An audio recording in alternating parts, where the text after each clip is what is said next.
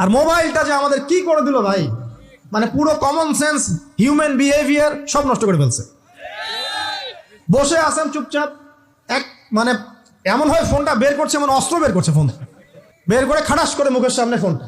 অনুমতিরও প্রয়োজন নাই যে ভাই একটা ছবি কি নিব, পারমিশনেরও দরকার নাই। মানে ম্যানার্স কমন সেন্স নষ্ট করে ফেলছে। আগে মুসলিমদের সাথে দুইটা জিনিস থাকতো। যখন মুসলিমরা সারা বিশ্বকে নেতৃত্ব দিয়েছে, তখন ডান দিকে একটা বড় তরোয়াল থাকতো আর বাম দিকে একটা ছোট খঞ্জর থাকতো, জানেন? এই মোগল আমলেও দেখবেন, নবাব সিরাজউদ্দৌলাদের আমলেও দেখবেন, ডান পাশে একটা বড় সোর্ড থাকতো আর বাম পাশে থাকতো একটা ছোট খঞ্জর। ওই দুইটা জায়গায় এখন স্থান নিয়েছে, ডান পকেটে একটা বড় স্মার্টফোন আর বাম পকেটে ছোট একটা আবার কথা বলা ফোন। মানসিকভাবে আমরা সুস্থ নই এখন।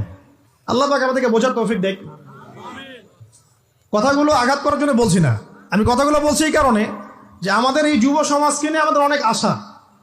যুবকরা ইসলাম শিখবে, এলেম শিখবে, আমল করবে, ইনশাআল্লাহ আগামী দিনে এই জাতিকে নেতৃত্ব দিবে।